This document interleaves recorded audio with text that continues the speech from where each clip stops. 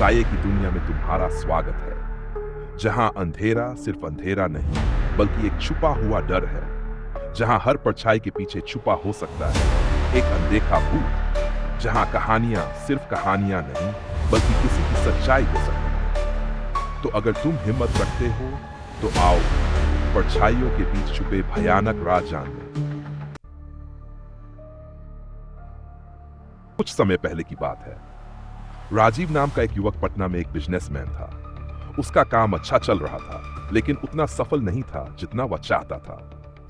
अक्सर उसे देर तक ऑफिस में रुकना पड़ता था और यही वजह थी कि वह अपने परिवार को ज्यादा समय नहीं दे पाता था। उस रात भी ऐसा ही हुआ। एक जरूरी मीटिंग के कारण वह देर तक फंस गया। हालांकि उसकी मां ने सुबह ही फोन करके कहा था पिता की तबीयत ठीक नहीं है और उसे जल्द से जल्द गांव आना चाहिए। राजीव का प्लान था कि वह सुबह निकलकर आराम से गांव पहुंचे, लेकिन मीटिंग लंबी खिंच गई। जब वह फ्री हुआ तब तक रात हो चुकी थी। घर वालों की चिंता और पिता की तबीयत को देखते हुए उसने तय किया कि चाहे जितनी भी रात हो वह अभी निकल जाएगा। यही सोचकर राजीव ने अपनी कार स्टार्ट की और गांव की ओर रवाना हो गया। रात का समय था, सड़कें सुनसान थी और चारों ओर घना अंधेरा पसरा था। आसमान में घने बादल थे, चांद पूरी तरह छिपा हुआ था।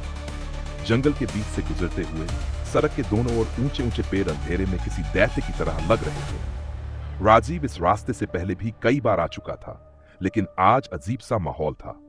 हवा ठंडी थी, लेकिन उसमें एक अजीब भारीपन था, जैसे कोई अनदेखी ताकत पूरे माहौल पर छाई हो। थकान के कारण उसका ध्यान भटक रहा था, इसलिए उसने रेडियो ऑन किया। लेकिन जैसे ही उसने ट्यूनिंग की, हर चैनल पर बस अजीब सी खड़खड़ाहट सुनाई दी, जैसे कोई धीमी धीमी फुसफुसाहट कर रहा हो। उसने झुंझलाकर रेडियो बंद कर दिया और सफर जारी रखा, लेकिन अचानक कार ने झटके खाने शुरू कर दिए। इंजन ने अजीब सी घड़घड़ाहट की, हेडलाइट्स कुछ पलों के लिए फड़फड़ाईं और फिर सब कुछ बंद हो गया। कार ठप पड़ गई। राजीव ने कार दोबारा स्टार्ट करने की कोशिश की, लेकिन कोई फायदा नहीं हुआ। उसने गहरी सांस ली, मोबाइल निकाला। अब उसके पास दो ही विकल्प थे, या तो वह कार में बैठकर इंतजार करे या फिर बाहर निकलकर देखे कि समस्या क्या है।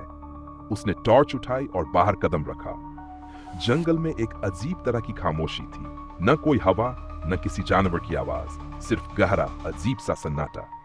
राजीव ने बोनट खोलकर इंजन देखने की कोशिश की। तभी पीछे से हल्की कदमों की आहट आई। उसका दिल तेजी से धड़कने लगा। उसने तुरंत टॉर्च घुमाई। सड़क खाली थी, लेकिन फिर पेड़ों के बीच हल्की रोशनी में एक आकृति खड़ी थी, सफेद साड़ी में। राजीव का गला सूख गया। वह वहीं खड़ा रह गया, सांस भी नहीं ले रहा था। वह औरत बिल्कुल स्थिर थी, जैसे कोई पत्थर की मूर्ति हो। राजीव ने खुद को समझाने की कोशिश की कि यह सिर्फ उसका भ्रम है, लेकिन तभी बहुत धीरे से राजीव ने पलकें झपकाईं। वह अब पहले से करीब थी। उसके बाल लंबे थे, चेहरे पर झुके हुए। उसने हल्की टूटी फूटी आवाज में कहा, मदद करो। राजीव को महसूस हुआ कि उसके पैर भारी हो गए हैं। वह भागना चाहता था, लेकिन शरीर सुन्न हो गया था। फिर वह और करीब आ गई। उसकी गर्दन अजीब तरीके से झुकी हुई थी, जैसे किसी ने उसे तोड़ दिया हो। अब राजीव का दिमाग काम नहीं कर रहा था। वह पूरी ताकत लगाकर भाग पड़ा। भागता रहा, लेकिन रास्ता खत्म ही नहीं हो रहा था। हर ओर बस अंधेरा और पेड़ों की परछाइयां थीं जो हवा के साथ झूल रही थीं, जैसे कुछ बोलना चाहती हो। और फिर पीछे से फिर वही कदमों की आहट। कोई उसके पीछे भाग रहा था। राजीव को महसूस हुआ कि कोई ठंडी उंगलियां उसके कंधे को छू रही हैं। उसने एक डरावनी चीख के साथ छलांग लगाई और तभी उसने सामने हेडलाइट्स देखी। एक ट्रक। राजीव ने पूरी ताकत से हाथ हिलाया।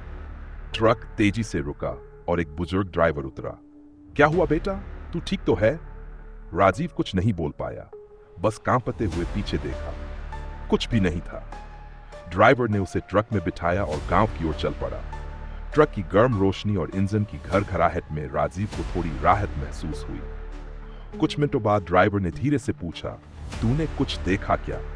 राजीव चौंक गया। उसने धीरे से सिर हिलाया। हाँ, एक औरत थी, सफेद साड़ी में। ड्राइवर ने गहरी सांस ली। राजीव के रोंगटे खड़े हो गए। क्या मतलब? ड्राइवर की आंखों में अजीब सा डर था। उसने धीमे स्वर में कहा, कई साल पहले गांव की एक नवविवाहित लड़की अपने पति के साथ पटना से लौट रही थी। उनके बीच किसी बात पर झगड़ा हो गया। पति को गुस्सा आ गया और उसने रात के अंधेरे में जंगल के बीच कार रोक दी। लड़की डर गई और कार से बाहर निकल गई, लेकिन उसका पति उसके पीछे गया। गुस्से में उसकी गर्दन पकड़ ली। ड्राइवर रुका, फिर धीमे से बोला, गर्दन मरोड़ दी। राजीव की सांसें थम गई। ड्राइवर ने आगे बताया, उसने उसकी लाश को जंगल में फेंक दिया और भाग गया। लेकिन कुछ दिनों बाद जब पुलिस उसकी लाश ढूंढ रही थी तो उसका पति भी गायब हो गया। राजीव चौंक गया। ड्राइवर ने सिर हिलाया।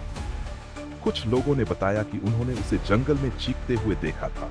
उसने पुलिस से कहा कि वो औरत वापस आ गई है, उसे मारने के लिए। राजीव का दिल तेजी से धड़कने लगा। फिर ड्राइवर की आवाज धीमी हो गई। वो कभी नहीं मिला। राजीव ने कांपते हुए बाहर देखा। वह अब भी वहीं थी, पेड़ों के बीच। उसका सिर धीरे धीरे झुकता हुआ। हवा में फिर वही टूटी हुई आवाज गूंजी, मदद करो। अगर आपको यह सच्ची घटना पसंद आई हो तो लाइक करें और सब्सक्राइब करना ना भूलें। आपका सपोर्ट हमें और बेहतरीन कंटेंट लाने की ताकत देता है।